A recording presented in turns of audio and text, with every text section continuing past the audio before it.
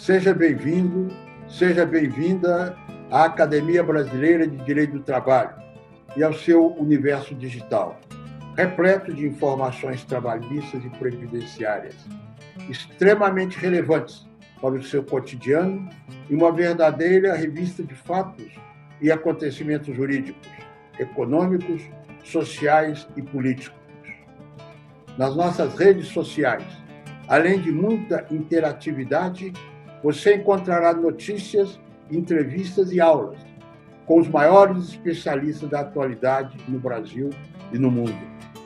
Eu sou Carlos Alberto Reis de Paula, titular da cadeira 35, e estarei junto com você no universo digital da nossa Academia Brasileira de Direito do Trabalho. Oi, pessoal, bem-vindo a mais um Café da Manhã da Academia Brasileira de Direito do Trabalho. E hoje nós estamos aqui recebendo dois queridos professores, o professor Luciano Tim, que já está sempre contribuindo aqui para a gente na Academia Brasileira, já chegou a fazer uma live falando aí da medida provisória com relação ao consumidor, logo no início da pandemia. Lembrando que o professor Luciano Tim foi secretário do consumidor, é sócio do escritório de advocacia TIM Associados, é doutor, é pós-doutor, professor convidado, professor da UEV. Enfim, o currículo do professor é tão grande que melhor consultar e a gente não perder tanto tempo falando só do currículo para poder aproveitar um pouco mais do professor. E é um grande especialista no tema, principalmente da análise econômica do contrato, análise econômica do direito. E a gente também tem como convidado o professor Guilherme Manes Paun, que é juiz federal titular da segunda vara da Justiça Federal de Carazinho, no Rio Grande do Sul, especialista em direito tributário, mestre pela Unicinos, também faculdade que o professor Luciano leciona. Enfim, a gente vai falar aqui de um tema muito interessante, que é a análise econômica dos julgados que o Supremo Tribunal Federal tem analisado, né? A gente tem visto, já teve a oportunidade de ver a entrevista com o professor Ivo Ginco a respeito da análise econômica do processo, lembrando aí que o professor publicou um livro e nós fizemos questão de entrevistá-lo a respeito desse tema, e naquela ocasião o professor Ivo Ginco comentava sobre vários pontos do Código de Processo Civil, onde o legislador ele tinha dado uma atenção especial para essa questão da análise econômica. E hoje a gente vai aqui ouvir, começando aqui pelo professor Luciano Tim, e depois passando a palavra aí para o professor Guilherme, para poder analisar os casos em concretos. Mas vamos lembrar só um pouquinho, Luciano, se você puder nos ajudar, o que é essa análise econômica do direito, né? Que é um tema muito interessante. Eu, particularmente, acho que a reforma de 2017 da CLT, a gente chegou a discutir muito isso em alguns seminários que o Instituto de Direito Econômico fez, acho que estava na sua presidência ainda, e aí, diversas vezes eu falei, isso é análise econômica que o legislador fez, né? É óbvio que ele analisa diversos pontos para poder ter um benefício e um benefício maior com custo menor para um determinado processo e para as relações jurídicas em si. Mas gostaria de ouvir um pouco aí o que a gente deve entender por essa análise econômica do direito. E se os tribunais realmente estão aplicando essa questão da análise econômica. E já agradecendo aqui de novo ao professor Luciano Tim e agora ao professor Guilherme, e já avisando que é assim, vem uma vez e nunca mais eu solto, entendeu? Tem que vir várias outras vezes, conforme a gente tem dúvida, a gente vai atrás. Muito bem. Olá, Tereza. Olá, Guilherme. Olá, as pessoas que nos assistem aqui.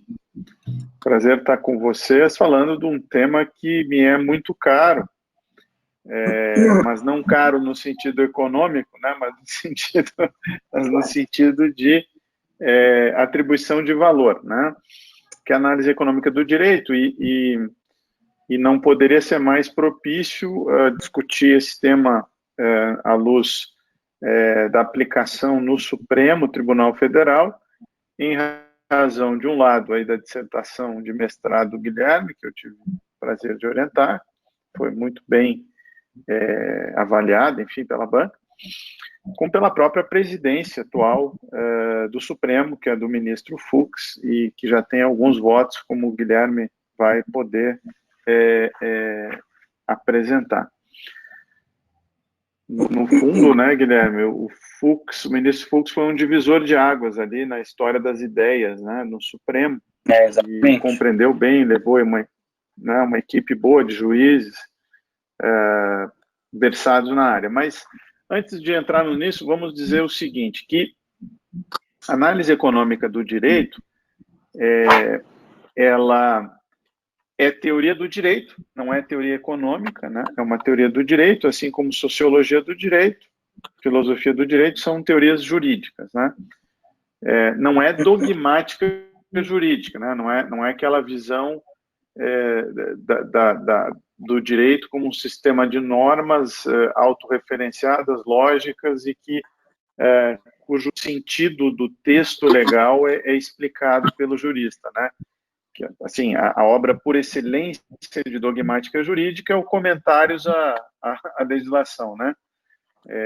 Então, essa seria a obra jurídica que nós tradicionalmente estamos acostumados, mas a ciência do direito não se resume a isso, né? A ciência do direito tem 2000 anos, e ela se vale justamente da filosofia do direito, da sociologia do direito, da economia, né? E aí a análise econômica do direito, mas é uma teoria jurídica. O que nós ganhamos quando trabalhamos com esse ângulo de análise? Eu gosto de dizer que ela não é nem melhor nem pior que outros campos da ciência. A ciência, ela lida com pesquisa e com a verdade, né? Ela não é boa ou ruim, ou é verdade ou não é verdade, né? Então a gente faz pesquisa para descobrir se há evidências científicas que correspondam ao que a gente identificaria como verdade, que não é uma verdade retórica do processo, da narrativa processual, mas da observação científica. E ciência no sentido de Popper, né? Popper definia a ciência como a verdade contingente, a verdade científica como contingente, ou seja, ela é até que exista prova em contrário que diga que não. Então, nesse sentido, economia é uma ciência, a gente não pode ter uma atitude antiluminista, né, de dizer que pode ou não acreditar na economia, como dizer que pode ou não acreditar na vacina, depois da medicina, com evidências científicas. Hoje ainda não existem essas evidências científicas da vacina do Covid, mas depois de passar pela testagem científica, não tem como dizer que não acredita na vacina, né? Meu juízo seria uma atitude antiluminista. Então, a economia é uma ciência e ela emprestou a análise econômica do direito, que é uma teoria jurídica, uma teoria de comportamento humano. Por isso que é tão importante para nós do direito, porque com o aprofundamento da dogmática jurídica, nós perdemos uma teoria do comportamento humano. Ficamos focados em descrever as normas, no seu encadeamento lógico, na sua beleza, e esquecemos do comportamento humano. Em última análise, esquecemos da realidade, o que é perigoso, né? Quando o jurista esquece da realidade. Disse numa palestra o professor Fernando Araújo, que conhecemos lá, catedrático dessa matéria em Lisboa, que para o jurista dogmático, a realidade é um detalhe que atrapalha o raciocínio. Então, ficam aqueles edifícios teóricos bonitos, né? Um certo parnasianismo de forma, mas esqueceu-se da realidade, e temos que lidar com comportamentos humanos. Então, não é porque existe uma lei, um contrato, uma regulação, que os seres humanos vão se adequar àquele comando, né? Então, existe sempre um comportamento humano a ser lidado. E com a análise econômica do direito, nós ganhamos uma teoria do comportamento humano que vem da economia, e, de novo, é ciência. Não adianta, mas eu não acredito. Então, eu sempre brinco o seguinte, se você não acredita nisso, faça um doutorado, prove que economia não é ciência, popperianamente, né? E aí você vai ganhar um Nobel de Economia. Vai ser bacana, inclusive, né, quem fizer isso tem muita chance de dar aula em Harvard, no MIT, se provar que economia não é uma ciência. A economia tem uma noção interessante de comportamento humano, que é que o comportamento humano é limitadamente racional e pondera custo-benefício na hora de tomar decisões.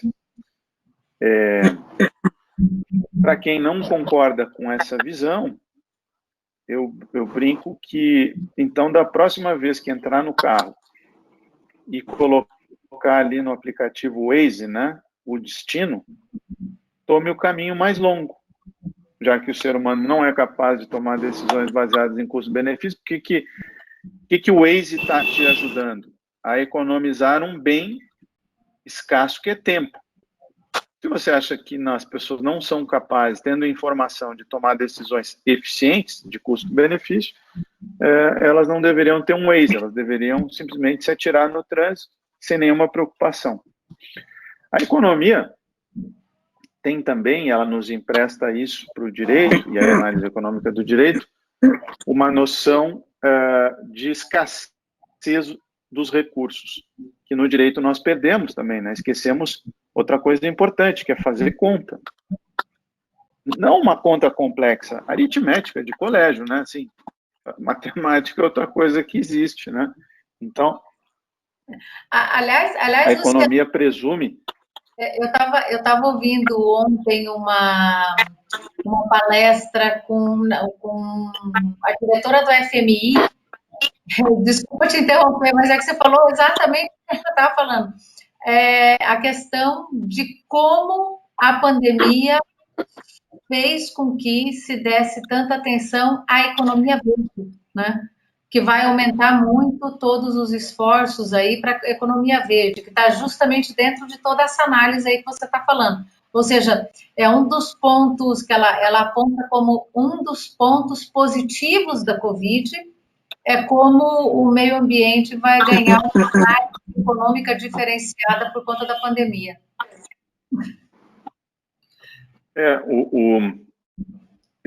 Vai em linha com o que eu justamente te agradeço o comentário. Eu acho que antes do verde, todo o impulso para a tecnologia, né? Isso vai ajudar o próprio, quer dizer, se a gente andar menos de avião, né?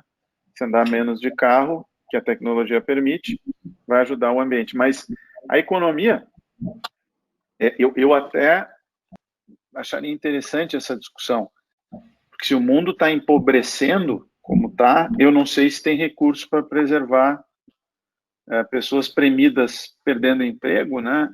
Eu, de fato, não sei.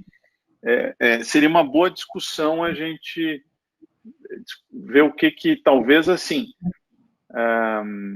haja maior preocupação sanitária, né? Porque o que aconteceu é um absurdo, né? No fundo, foi o descumprimento de regras sanitárias, né? Que geraram, ao que tudo indica, né? A gente também não deve chegar a conclusões assim. Eu não digo que foi de propósito, tem pessoas que acham que foi uma coisa de propósito, mas que foi um problema sanitário na China que depois reverteu para o resto do mundo, foi, né? Então, tomara, acredito que antes até do verde, investimento em tecnologia, biotecnologia, medicina, né? Porque a gente não pode ficar sujeito mais a essa situação, né? Espero. Mas o que a economia, e aí está perfeitamente alinhada, ela presume que os recursos são escassos. Agora, isso não é dinheiro. Dinheiro não é recurso. Os recursos que são escassos são os recursos da natureza. Aí sim, né? O ambiente. Uhum. Eu brinco, e aí você foi feliz aqui, Tereza, porque antecipou o que eu ia comentar, que eu estou aproveitando para ser provocativo. aqueles que acham que a economia está errada e que os recursos não são escassos, então é favorável à revogação de todo o direito ambiental. Porque o direito ambiental ele existe para preservar recursos que são escassos. Então, não há contradição entre ciência econômica e ambiente. Justamente é um recurso escasso que tem que ser protegido.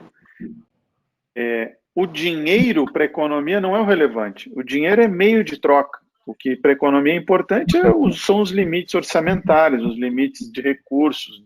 Isso a gente precisa conviver. Por isso que os economistas são tão preocupados com as consequências, porque se os recursos são escassos e as pessoas tomam decisões, a gente tem que pensar no dia de amanhã. E eu termino aqui com uma metáfora, né? Outra interessante, que é a economia vai nos dar, e a análise econômica do direito, a perspectiva da floresta e não da árvore. Né? No direito, nós somos treinados a ver a árvore, que está em disputa naquele caso. Sim, mas e o que vai acontecer amanhã? Né? Ou seja, então mais um exemplo, ver o filme, não a fotografia. Né? O filme é bonito, eu dei razão para essa parte aqui, posso dormir de noite muito bem, mas e amanhã? Então, com isso, feita essa introdução da análise econômica do direito, são várias teorias, ela não se resume à escola de Chicago, que é uma discussão pobre até, assim, no sentido acadêmico, né, ideológico, e que seria liberalismo, neoliberalismo, são várias escolas, né, então são várias vertentes. A própria noção de economia comportamental, que é a análise econômica do direito, é um aperfeiçoamento metodológico científico, porque a gente trabalha com ciência e os psicólogos nos mostraram com uma verdade contingente, científica, que nem sempre somos racionais, podemos incorrer em vieses cognitivos, bom, não tem como a ciência econômica negar, seria uma atitude também iliberal, ou anticientífica e antiluminista, né, que a gente não pode defender. Então são várias escolas, no fundo, o que os principais autores da Behavioral Line Economics, né, economia comportamental, eles próprios não pretendem acabar com as premissas da ciência econômica e da teoria do comportamento, eles aperfeiçoam. E é um aperfeiçoamento paradigmático científico, mas, enfim, com isso, trazendo para o direito, aí a gente vai pensar, né, por que a pessoa entra numa ação, por que ela faz um contrato, por que ela comete um crime, sob esse viés dessa teoria comportamental consequencialista, pensando que os recursos são escassos. E aí, passo a palavra para o Guilherme. É muito interessante, né? Porque passar tudo isso para o processo, né, Guilherme? Que agora, como é que você vê isso nos julgamentos, né? O seu trabalho foi feito com fundamento julgados a partir da análise de processos que estavam no STF. E eu vou lembrar só um, que é específico trabalhista, que foi a discussão da ADIM quanto à medida provisória 927 a 936, que é essa medida provisória que cuidou da questão das medidas trabalhistas na época da pandemia. E se a gente pegar o voto de quem vencedor, e o que prevaleceu, e a posição que prevaleceu no Supremo, obviamente, me parece, não sei se eu estou enganado ou não, Guilherme, acho que você vai poder explicar isso muito melhor que eu, mas me parece que o Supremo ele faz aí também uma análise econômica, porque o que ele mediu? Eu tenho que conservar emprego e tenho que conservar a empresa. Se eu aplicar ferro e fogo e falar que eu não reconheço nenhum tipo de negociação individual, pode ser que eu não consiga preservar. Isso é um tipo de análise econômica que o Supremo estaria fazendo dentro de todos os comparativos que você fez? Sim, sim.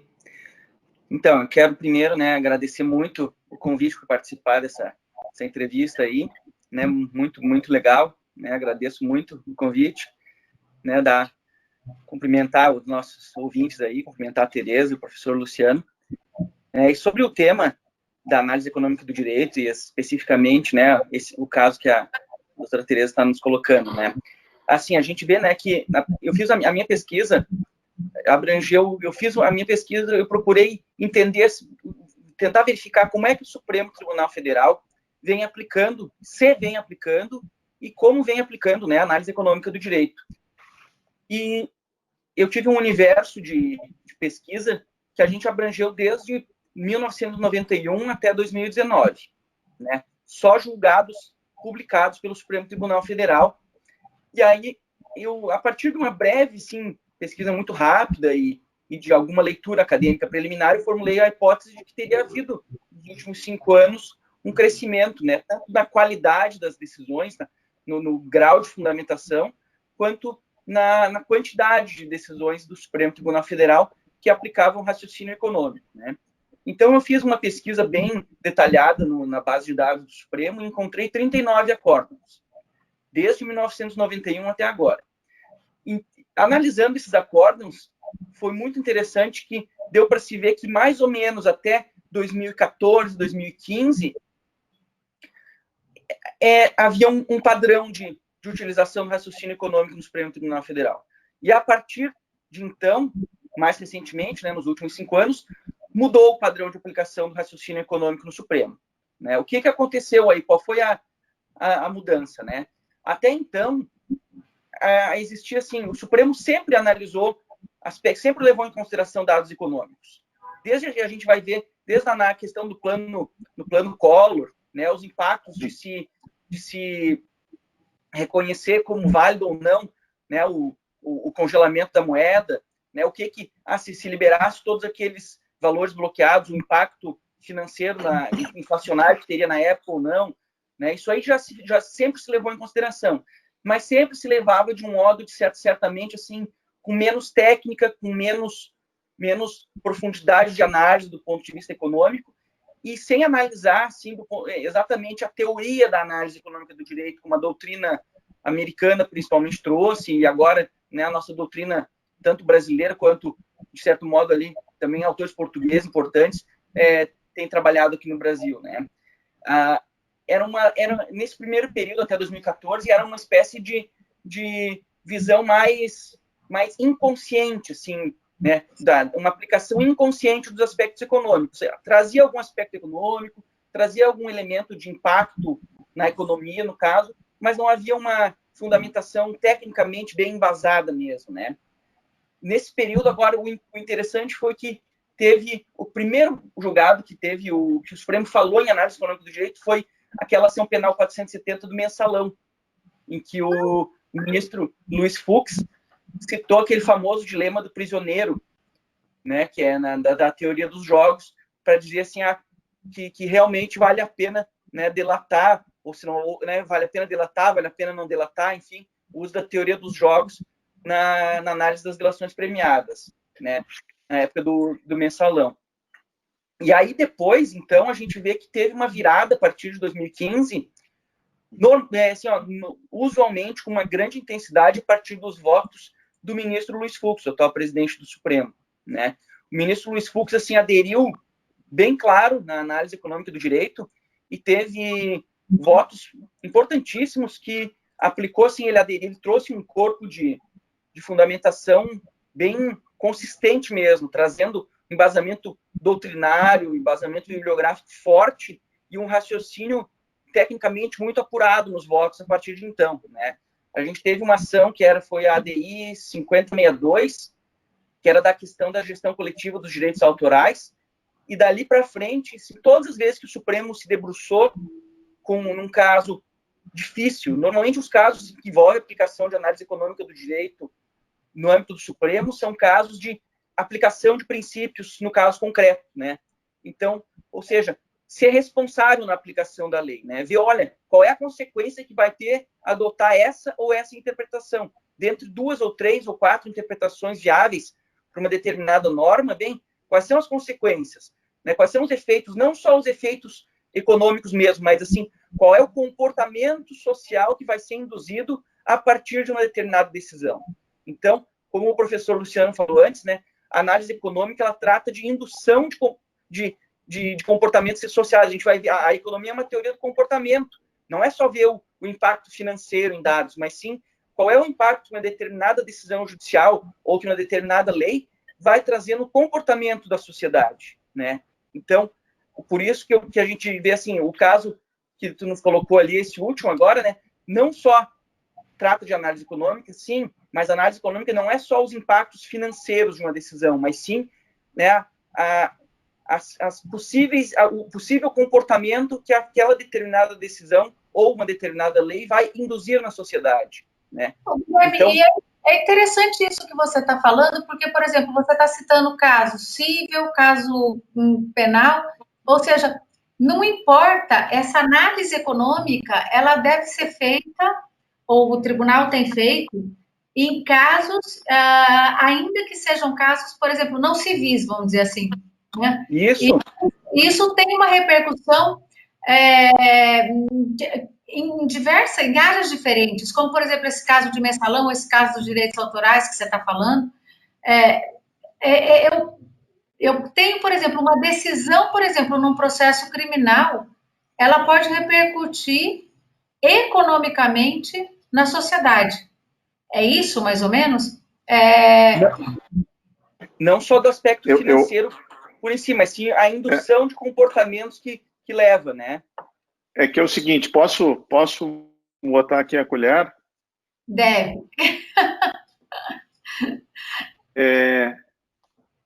A gente tem que pensar o seguinte, dado que a economia não se preocupa tanto com dinheiro, nem finanças, isso é mais para contabilidade, se preocupa com comportamento, presumindo racionalidade de custo-benefício, o que é esperado do ponto de vista de predição, né? Porque, de novo, né, a gente está lidando com ciência, então a gente quer antecipar como é que a maioria das pessoas vai decidir. E as ciências humanas só tem, como lida com uma coisa complexa que é comportamento humano, só tem uma forma de predição, de antecipação, de previsão, que é a estatística, na média, né? A gente sempre vai pela média, porque sempre tem desvio padrão de pessoas que pensam assim, assado, e a estatística, ela costuma, por isso que tem uma certa resistência com a economia, do pessoal do direito, que é por conta da estatística, mas é que a economia se sofisticou cientificamente. Hoje, qualquer ciência social séria, parruda, assim, ela usa estatística, porque não tem como prever comportamento sem estatística. Então, a psicologia usa estatística, já bastante. Ciência política usa estatística. Basta a gente ver as eleições, né? Os caras, na média, assim, tendem a acertar. Às vezes tem problema de percepção, quando as pessoas dizem uma coisa e fazem outra, mas na média acerta. E a economia lida bastante com estatística, mas é mais para prever o futuro antecipado do que o objeto da economia seja matemática, né?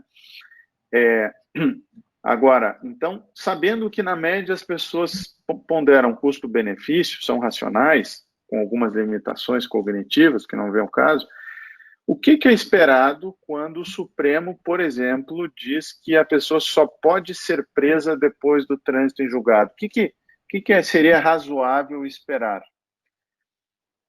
E assim, eu apostaria, Tereza, um jantar em Lisboa quando tudo voltar ao normal, né? Porque eu tenho baixa chance de errar. Pode estar com a mesa cheia, inclusive. O que é esperável? Se as pessoas são racionais, e na média elas são e ponderam custo-benefício, elas vão entrar com muitos recursos para não transitar em julgado, óbvio, né? Se elas tiverem condições orçamentárias, então é o famoso caso do senador que tinha entrado com 30 recursos, porque ele tinha orçamento, para não transitar em julgado, para não ser preso. Isso do ponto de vista processual. Do plano material, é óbvio, assim, esperado que é um incentivo à corrupção, porque eu não estou nem pegando crimes, furto, onde a pessoa pode ser levada por razões econômicas. Não, é corrupção. Ou seja, o corrupto ele é safado mesmo, ele não é um problema de falta de opção, a vida o levou, ele está ponderando ali custo-benefício. Se ele só vai ser preso 10 anos depois, 20 anos depois, pode valer a pena ser corrupto. Esse é que é o ponto que nós, no direito, somos levados por uma falsa moralidade, às vezes. Mas não pode isso. Como não? Na média, as pessoas são assim. Ou a economia não existe. Então, dou um exemplo, Tereza, da área trabalhista. quando foi feita a reforma trabalhista e se, digamos assim, se atribuiu alguns riscos aos empregados para litigar, o que era esperado? Eu já estava dizendo isso, você devia lembrar, ia diminuir o número de ações. Claro, é que a gente no direito acha que as coisas não são óbvias, não são previsíveis, mas são. Aí agora, assim, metade... Diga aí, Guilherme. Eu ia dizer, nesse ponto, né, da análise econômica do processo trabalhista, né, na minha pesquisa eu identifiquei a ADI 3995, que tratou do depósito da constitucionalidade. O Supremo disse sim, é válido, é constitucional, a exigência de depósito prévio para se entrar com uma ação rescisória trabalhista. Por quê?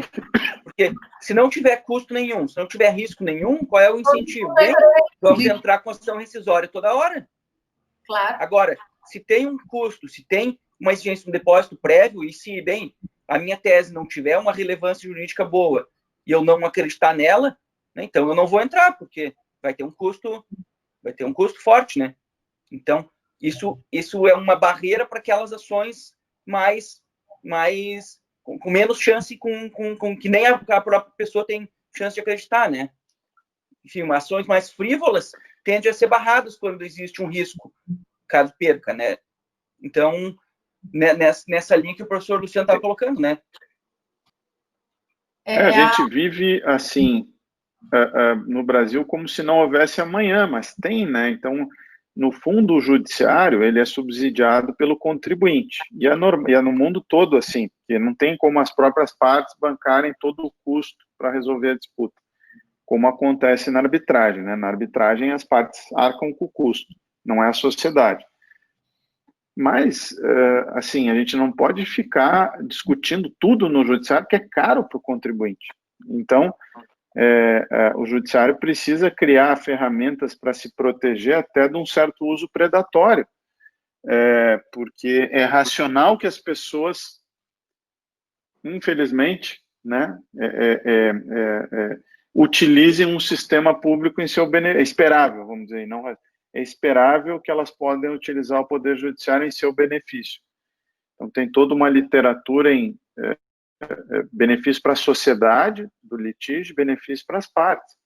Então, as partes podem litigar para ganhar tempo, para conseguir um acordo, mas será que é para isso que o contribuinte está arcando com o judiciário? Então, cada questão cultural também, não tá, Luciano? Porque... Não essa cultura é bobagem, Tereza. Sabe por quê? A gente fica repetindo que, a meu juízo, não é bobagem. Cultura é um fator importante. Mas o que leva à judicialização, tanto que havia cultura, muitos diziam, de judicializar. No que você mudou a estrutura de incentivos, as pessoas passaram no dia seguinte a litigar menos na Justiça do Trabalho. Você quer me dizer que mudou a cultura da noite para o dia? Não. Mudou a estrutura de incentivos. Por que o brasileiro tem uma cultura de dirigir embriagado, chega nos Estados Unidos no dia seguinte e respeita a lei de trânsito? Ele mudou a cultura dele? Não. Mudou a estrutura de incentivos. Entendi. Isso é bem importante, porque a gente não percebe isso no dia a dia, né? A gente acha que é um problema realmente só cultural e mais nada. Mas, realmente... Claro que tem um aspecto cultural, mas... Olha aí da questão do incentivo, né? É óbvio. Nos Estados Unidos, como dirigir embriagado. Claro, não, aí todo mundo se cuida. Eu brinco que é o paradigma de uma aluna minha que fazia mestrado lá. Eu a encontrei, eu tinha dado a carta de recomendação, disse assim, lá na universidade, né? Professor, cuida aqui, não estaciona em local proibido, porque eles guincham, viu? Claro. Então, assim, a gente acha que não existe o óbvio, mas claro que existe, né? Claro que existe, que na média as pessoas respondem a incentivos. Claro que tem super-humanos que vão, né, talvez existam, que respeitam as leis independentemente de uma avaliação de se vai ser pego ou não e tal. E dou mais um exemplo, na arbitragem, que eu lidei muito, né? Quando as pessoas pagam, aí elas não entram com demandas frívolas. Eu tive mais de uma centena de casos de arbitragem. Nunca vi uma demanda frívola. Claro, o cara está pagando. Ô, vocês não acham também que, por exemplo, essa questão do excesso de ações tem a ver também com a questão do posicionamento contraditório de muitas decisões de tribunal, dentro do mesmo tribunal?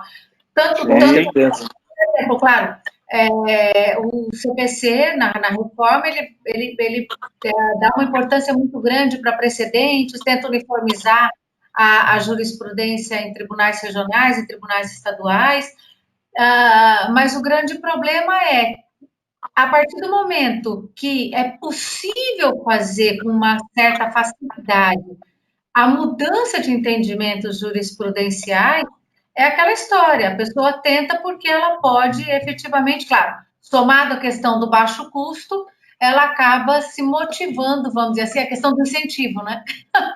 Ela acaba sendo incentivada a entrar com uma ação, uma outra ação judicial, como essa análise que o Guilherme fez, de 91 a 2014, é isso, Guilherme?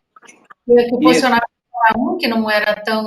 E agora, a partir de 2014, a gente vê uma análise mais forte com relação a essa questão de se fixar os entendimentos. Mas, a partir do momento que o próprio Supremo muda a cada hora, né, nós estamos numa discussão muito complicada no processo do trabalho com relação a índices de correção. A TR e a IPCA, IPCAE, eu já nem sei mais que índice tem, porque cada dia sai uma decisão diferente. E foi interessante, porque quando saiu a reforma trabalhista falou em TR, aí o TST tinha julgado de uma forma, o Supremo julgando uma outra questão de natureza fazendária, deu uma decisão falando que a TR era inconstitucional, automaticamente, vários juízes da Justiça do Trabalho acharam que aquela decisão também podia ser transportada para o processo do trabalho, e aí bagunçou mais o cenário. E agora parece que está quase tudo suspenso por uma decisão do Gilmar Mendes, se eu não me engano, que é o relator. Então, como é que fica aí, Guilherme? Assim, ó, essa questão da importância, né, de uma jurisprudência estável, né, isso aí é algo, assim, né, a validade do precedente, o valor do precedente, a estabilidade da jurisprudência, tem até foi citado expressamente, eu estava procurando aqui, que eu estava olhando, num dos julgados que eu analisei, que era um julgado também relatado pelo ministro Luiz Fux, que tratava do adicional em benefícios previdenciários, adicional para aquela pessoa que não tem, que depende permanente, auxílio permanente de terceiros, né? Isso aí na lei previdenciária expressamente é previsto só para aposentadoria por invalidez. Mas começaram a ter algumas decisões estendendo para outros benefícios, que não a aposentadoria por invalidez, né? E aí o Supremo apreciou esse tema, né? E uma questão que o ministro Luiz Fux trouxe foi justamente o argumento dessa questão da necessidade da estabilidade da jurisprudência, né?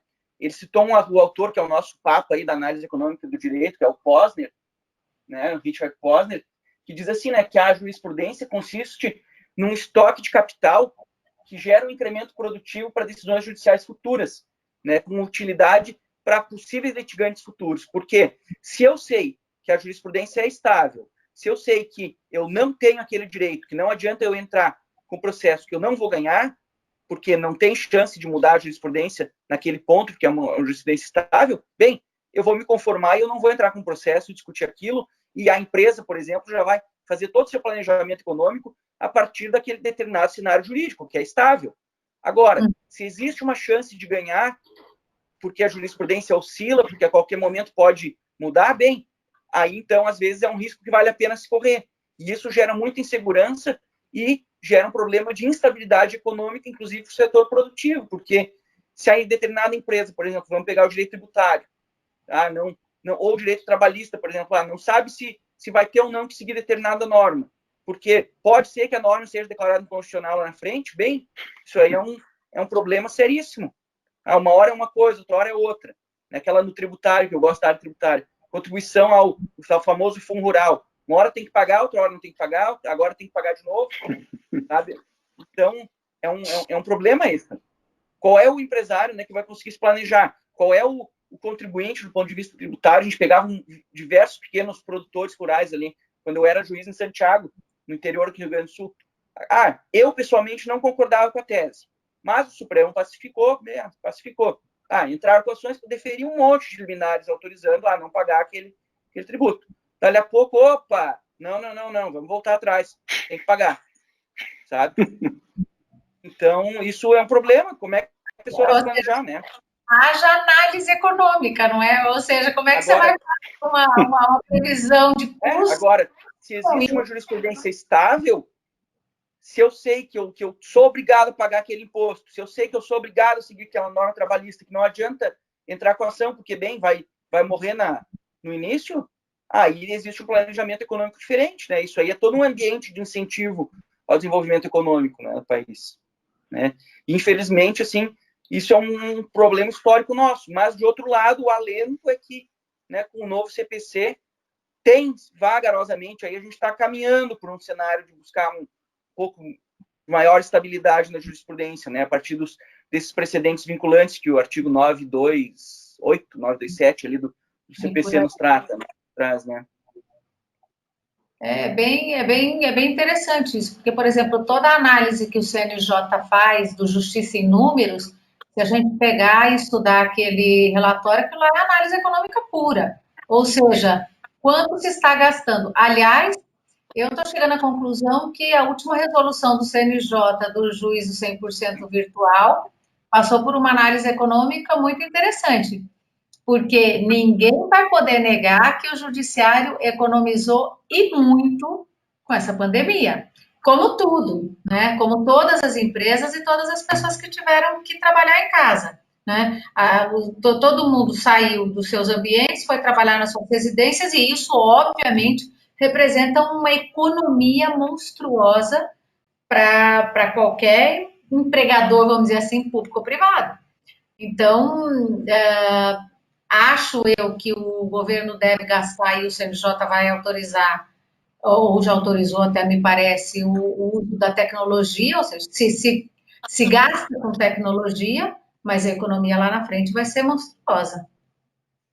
Isso é por análise econômica, trade-offs, né? Quanto é que custa, porque economia não é contabilidade, né?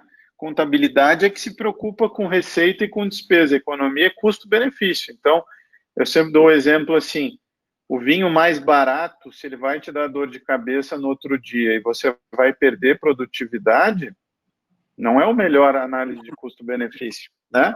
Nem o mais caro. Você vai ter que achar um que caiba no orçamento, que não dá dor de cabeça, que você siga produzindo.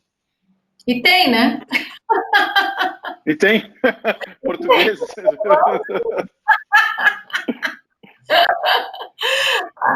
Mas é muito interessante toda essa discussão. Eu queria referir... Oi? Posso falar, querida? Eu queria trazer, como a gente está falando, né, para um público mais ligado à justiça do trabalho, eu queria trazer um caso que é muito interessante, que foi um dos primeiros casos que o Supremo aplicou quase sem ter consciência que estava aplicando a análise econômica do direito, lá nos anos 90, ainda o ministro Sidney Sanches, que foi a ADI 1946, que foi muito interessante, que quando entrou a emenda 20 de 98, aquela reforma da Previdência, foi estabelecido um teto de pagamento para os benefícios previdenciários, né? Na época era R$ 1.200, depois passou para R$ 2.400, né? Mas um teto, e depois, claro, foi atualizado esses valores, né? Mas teve um teto de pagamento de benefícios previdenciários. Mas a gente tem um benefício que é diferente, que é o salário maternidade, que a gente estava até conversando previamente ali, né? Bem, o salário maternidade, quem é que paga? É a empresa. Então, se eu tenho uma empregada, hoje o teto da Previdência é 6 mil e poucos reais.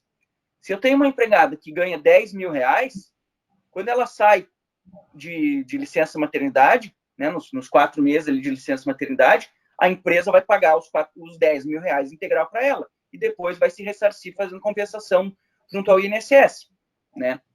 Mas essa ADI colocou o teto lá da época, R$ 1.200, dizendo o INSS só vai ressarcir. Se fosse fazer uma interpretação literal, seria assim, o INSS só vai ressarcir os empregadores até R$ 1.200, certo? Então, o que acontecia? Se uma trabalhadora saísse de licença maternidade e tivesse um salário de R$ 3 mil na época, o empregador ia ter que pagar os R$3.000 para ela durante o período de licença, mas só ia ser ressarcido o INSS até 1.200, e não de todos os R$3.000. O que levaria se isso fosse aplicado?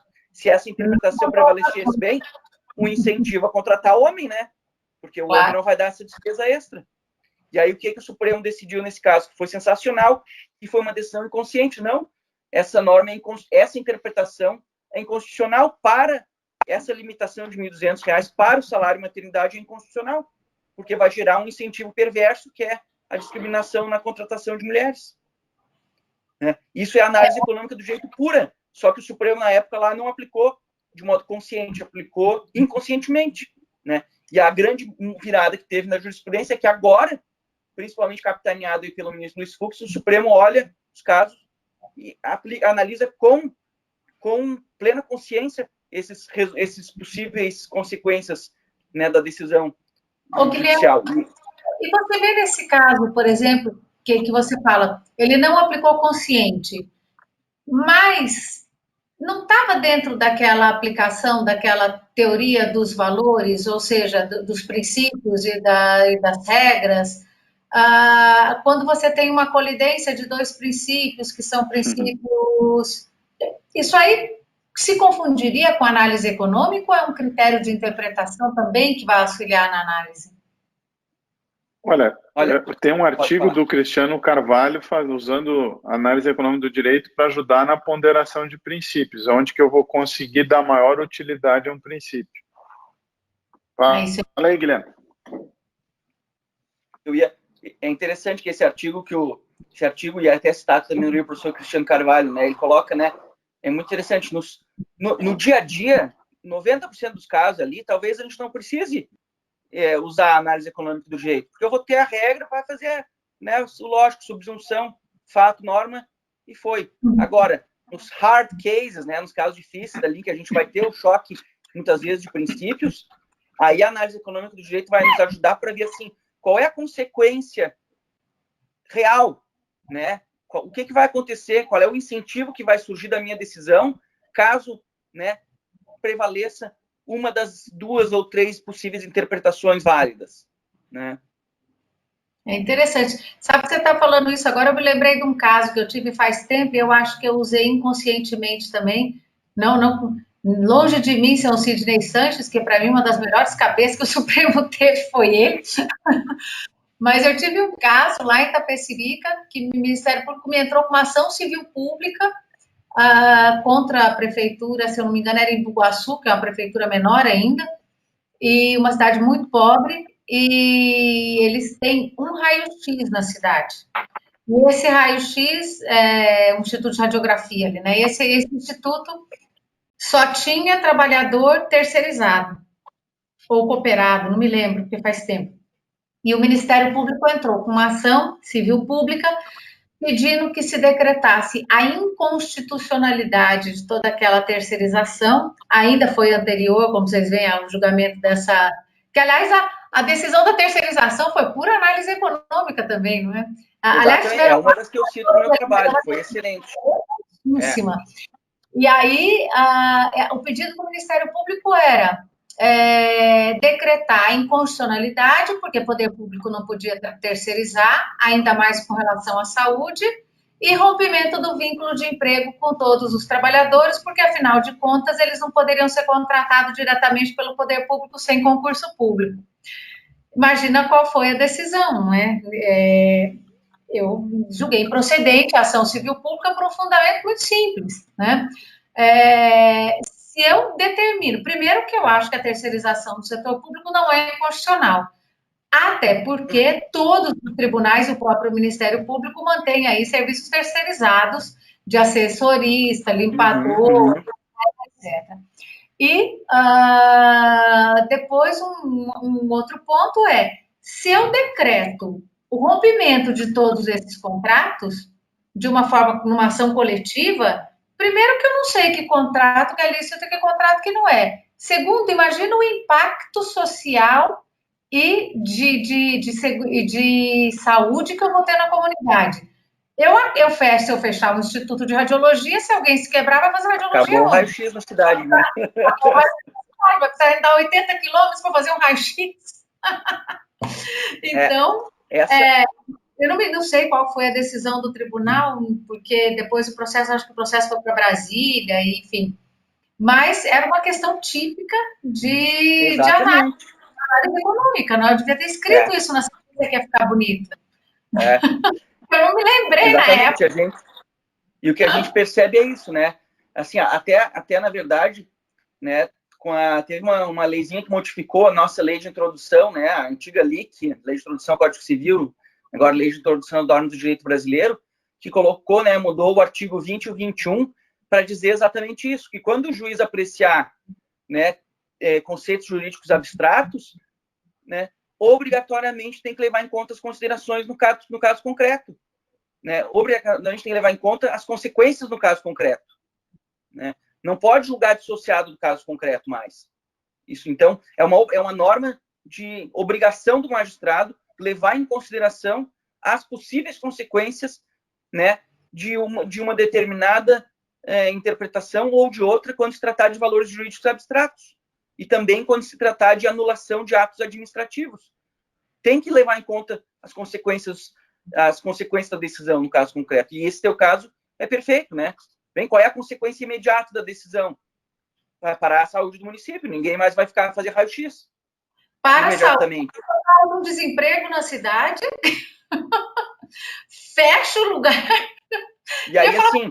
Como é que eu vou decretar isso? Me parecia tão absurdo o pedido, né? Com todo respeito à ação do Ministério Público, mas eu falava assim, como é que eu posso decretar? A impressão que eu tenho é que não conhecem a localidade para poder fazer um pedido desse, porque senão não tem feito. A questão toda, me parece, é isso, é se aplicar o direito, né, levando em consideração plenamente a realidade, o caso concreto, qual é a consequência que vai ter, o que vai acontecer de verdade, né? Não é se afastar a aplicação do direito, ao contrário, o direito positivo tem uma força bem grande.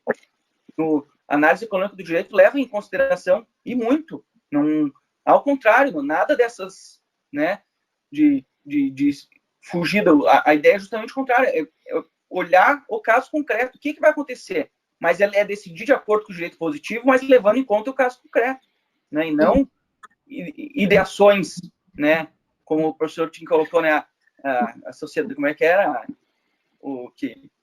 Adorei. A realidade é um detalhe que atrapalha o raciocínio. Um detalhe que atrapalha o raciocínio. Isso não pode, né? Não pode. Exatamente. Adorei essa frase. A cara do Fernando Araújo, realmente. A decisão judicial pode ter impactos muito grandes numa comunidade, muitas vezes, né? Então, não pode para a vida. É uma pessoa que está ali, é uma comunidade que está ali. Né? A gente tem que saber o que vai acontecer, qual é a consequência, né? Bom, eu não quero ficar abusando de vocês dois mais, Guilherme e Luciano. Vou agradecer. Realmente acho que o pessoal tem que... O bom dessas ponderações todas é que as pessoas reflitam a respeito de quando, tanto no momento do peticionamento, como no momento da contestação, no momento da sentença, que essa análise seja feita, né? Porque, aliás, eu acho que essa é a função mais importante do advogado, ele saber fazer esse filtro na hora de... Nós somos movidos por muitas emoções, né? E o advogado, ele tem justamente essa função de saber filtrar essas emoções e saber o que vai ter, o que vai ter um resultado eficiente ou não. E o juiz filtrar ainda mais, né? Porque deixar que a situação ela se acomode com o menor impacto econômico possível. Econômico que não é contábil, que isso é bem importante, né, Luciano? Que você insistiu bastante. A gente, quando fala em economia, pensa que é só entrada e saída de dinheiro. E a questão não é bem essa. Eu acho que o processo virtual está aí para isso, né? Para mostrar todos os aspectos que a gente vai ter de benefício com uma prestação jurisdicional mais ágil. Inclusive, graças a isso, a nossa justiça não parou, né? No momento da pandemia. Os processos continuaram andando, né? Em todas as áreas. Então, agradecendo aí a presença de vocês, deixo vocês com os minutos finais e Guilherme já apontando aí para a nossa próxima charla, como dizem os espanhóis, a respeito do penitenciário, né? Eu realmente tenho 1 milhão de dúvidas com relação ao direito previdenciário. Eu já desisti do direito previdenciário, porque realmente, primeiro que é uma regra nova a cada dia, né? E depois falam que a economia que é complicada. Eu acho que complicado é a previdência e o tributo, porque o resto está fácil. Gente, muito obrigada em nome da academia, eu agradeço, Luciano, de novo, agradeço a sua presença aqui, sempre colaborando conosco. E, Guilherme, um grande prazer em conhecê-lo, né? E já esperando aí o nosso próximo encontro. Obrigado, Tereza.